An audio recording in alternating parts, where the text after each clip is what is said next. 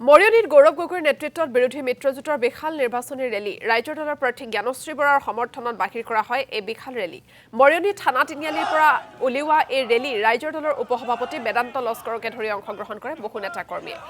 মৰিয়নীৰ BJP প্ৰাৰ্থী ৰূপজ্যোতি কুৰ্মীৰ হৈ পত্নীৰ প্ৰচাৰ চলোৱা সন্দৰ্ভত ৰূপজ্যোতি কুৰ্মীক কটাক্ষ কৰে জ্ঞানশ্ৰী বৰাই সমদলত জুবিন গাৰ্গক ন্যায় প্ৰদানৰ দাবীৰে শ্লোগান কংগ্ৰেছ কৰ্মীৰ সিদ্ধান্ত ল'ব লাগিব যে তেওঁলোকে পুৰণি ৰাজনীতিবিদসকলৰ লগত লৈ অসমৰ ভৱিষ্যত সুৰক্ষিতভাৱে নে যি নতুন নেতৃত্বত আজিৰ তাৰিখত অসমৰ ৰাজনৈতিক জগতত দেখা পাইছে তেওঁলোকে নতুন মুখ নতুন আদৰ্শ নতুন ৰাজনীতি নতুন চেহেৰাৰ ওপৰত বিশ্বাস কৰে এই এটা গুৰুত্বপূৰ্ণ সিদ্ধান্ত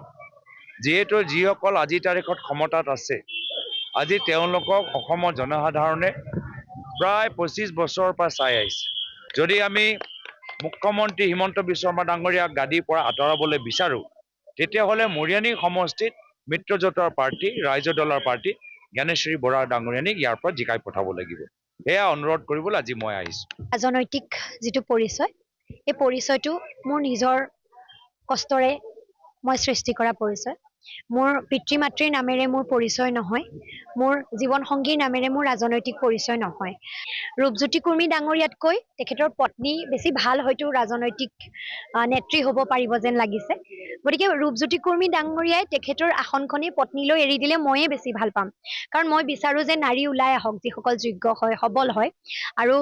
পত্নীগৰাকী যদি বেছি ভাল হয় তেতিয়াহ'লে ৰূপজ্যোতি কুৰ্মী ডাঙৰীয়াই তেখেতক যোগ্যতাৰ আসনখনত অধিষ্ঠিত কৰাটো আচলতে বেছি প্ৰয়োজনীয় সাধাৰণ শ্ৰমিকৰ সন্তানে আচলতে মাছৰ কাৰ্টুনত পানী ফিল্টাৰ কৰি খাব লগা বা জুৰিৰ পৰা তুলি অনা পানী ঘৰৰ ফিল্টাৰত কৰি খাব লগাৰ যিটো যন্ত্ৰণা সেইটো উপলব্ধি কৰিব পাৰিছেনে নাই নাজানো কিন্তু আমিবোৰ খাটি খোৱা খেতিয়কৰ ঘৰৰ মানুহ আমি এই কষ্টবোৰ বুজি পাওঁ আজি সীমা সমস্যাৰ সময়ত আচলতে বুকুত সন্তানক সাৱটি শুবলৈ বাধ্য হোৱা মাকগৰাকীয়ে যি যন্ত্ৰণা উপলব্ধি কৰে যে মোৰ ওপৰত অত্যাচাৰ হ'ব নেকি শুই থাকোঁতে ঘৰখন কোনোবাই ভাঙি দিব নেকি জ্বলাই দিব নেকি এই নিৰাপত্তাহীনতাত ভুগি থকা প্ৰতিজন পিতৃ মাতৃৰ যি অসহায় কাতৰ অনুভৱ এয়া আমি বুজি পাওঁ কাৰণ